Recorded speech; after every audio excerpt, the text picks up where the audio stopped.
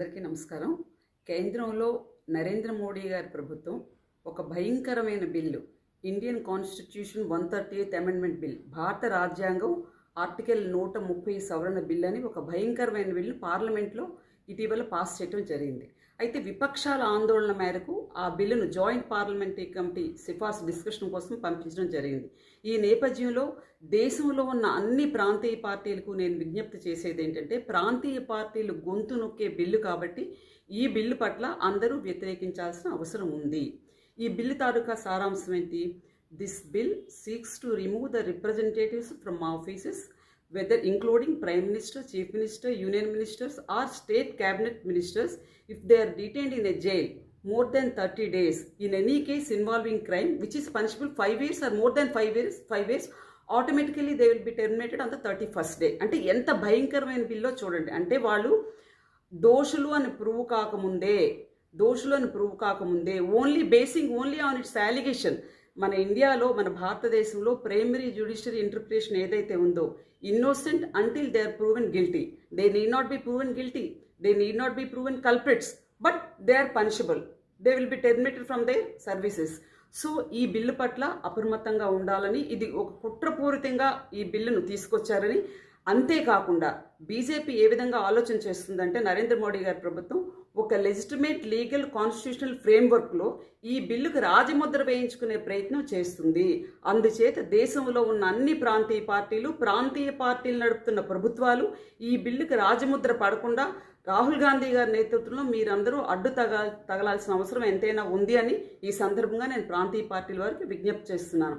మరి ఈ బిల్లు ఒకవేళ కనుక చట్టరూపం దాల్చినట్లయితే, ప్రజాస్వామ్యంలో ప్రజలు మనకు 5 years మ్యాండేట్ ఇస్తారు, మీరు ఆ కుర్చీలో కూర్చోండి అని. మరి ఈ బిల్లు కనుక చట్టరూపం దాల్చినట్లయితే బీజేపీ వారు, నరేంద్ర మోడీ గారి ప్రభుత్వం ఆ కుర్చీ మీద కూర్చునే వాళ్ళకు వారు నచ్చిన వారైతే ఆ కుర్చీ మీద నుంచి దించడానికి, ప్రభుత్వాలను కూల్చడానికి, ప్రాంతీయ పార్టీలు చీల్చి ఒక ముక్కను తీసుకొని వారి ప్రభుత్వాలు ఏర్పాటు చేయడానికి ఒక కుట్రపూరితంగా రాజముద్ర వేసే ప్రయత్నం చేస్తున్నారు. కాబట్టి ఇప్పటికే భారతదేశంలో సుమారు 10 రాష్ట్రాల్లో, అటు ఉత్తరాఖండ్లో కానీ, ఛత్తీస్గఢ్లో కానీ, మహారాష్ట్రలో కానీ, కర్ణాటకలో కానీ, గోవాలో కానీ ఇటువంటి ప్రయత్నాలు చేసే ప్రభుత్వాలను ఏర్పాటు చేశారు.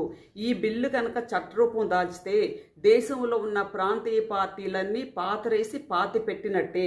ఏదైతే మన fundamental right, innocent until proven guilty అనే ఫండమెంటల్ రైట్ ఉందో, ఆ ఫండమెంటల్ రైట్కి భంగం కలిగిస్తుంది కనుక ప్రాంతీయ పార్టీలన్నీ అప్రమత్తంగా ఉండి ఈ బిల్లును ఎదుర్కోవాల్సిన అవసరం ఉంది. ఇది ఒక కుట్రపూరితమైన బిల్లు, ప్రాంతీయ పార్టీలను చీల్చే బిల్లు, ప్రాంతీయ పార్టీలను బలహీనపరిచే బిల్లు, ప్రాంతీయ పార్టీలను భూస్థాపితం చేసే బిల్లు. సో ఇంతవరకు ఎలక్షన్ కమిషన్ చేతిలో పెట్టుకొని ఎలక్ట్రల్ జాబితా ఎన్రోల్మెంట్లో ఏ విధంగా అవతావకలు చేశారో, అదేవిధంగా ప్రజాస్వామ్యాన్ని కూనీ చేసి, ప్రజాస్వామ్యాన్ని పాతిపెట్టి ఒక ప్రయత్నం చేస్తున్నారు. కాబట్టి దీన్ని అడ్డుకోవాల్సిన అవసరం, చట్టరూపం దాల్చకుండా చేయాల్సిన అవసరం మీ ప్రాంతీయ పార్టీలన్నిటి మీద ఉందని తెలియచేసుకుంటూ, మరి మనకంటే బీజేపీ వారికే ఎక్కువ తెలుసు, ఇతిహాసాలు పురాణాలు చదువుతుంటారు. ఆనాడు మహాభారతంలో జూదం అనే పేరుతో కౌరవులు పాండవులతో ఆడించి అడవులకు ఏ విధంగా దూరంగా పంపించారో, అటువంటి కౌరవులు ఆడించిన జూదం లాంటి బిల్లు ఈ భారత రాజ్యాంగం 130 ఆర్టికల్ సవరణ బిల్లు అన్నది అటువంటి బిల్లు. దీనికి ఒక ముద్దు పేరు ఏం పెట్టారు?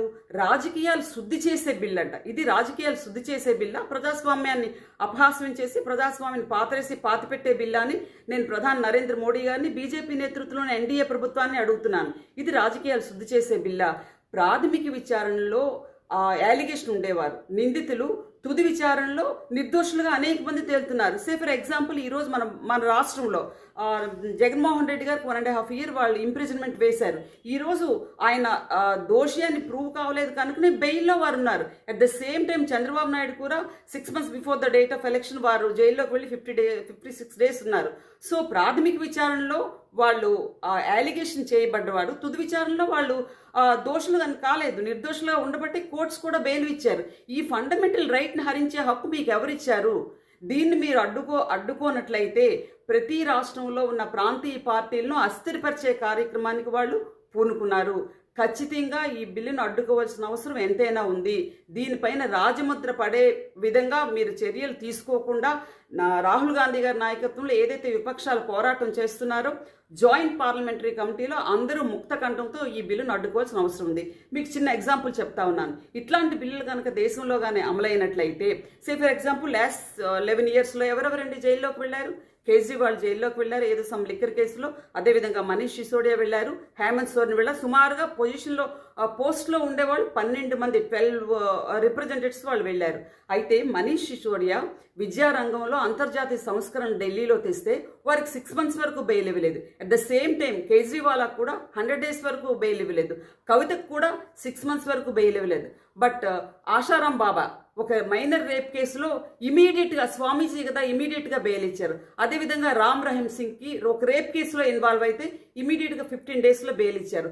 సో ఇలాంటి కుట్రలు, కుతంత్రాలు, ఇట్లాంటి అప్రజాస్వామిక చర్యలు చేయడానికి బీజేపీలో ఇదొక వెపన్, ఇదొక ఆయుధంలా పనికొస్తుంది. కాబట్టి ఈ బిల్లును లెజిటిమేట్ లీగల్ కాన్స్టిట్యూషనల్ ఫ్రేమ్వర్క్లో రాజముద్ర వేసే ప్రయత్నాన్ని ప్రాంతీయ పార్టీలు కనుక అడ్డుకోనట్లయితే, అధికారంలో ఉన్న ప్రాంతీయ పార్టీలు, వారితో పొత్తులో ఉన్న ప్రాంతీయ పార్టీలు, అధికారంలో లేని ప్రతిపక్షాలు కూడా మోడీ గారితో హాట్ లైన్లో మాట్లాడుకోకుండా ఈ బిల్లుకు రాజముద్ర పడని విధంగా చర్యలు తీసుకున్నట్లయితే దేశంలో ఉన్న అన్ని ప్రాంతీయ పార్టీలు మీ పీక మీరు నొక్కుకున్నట్టే.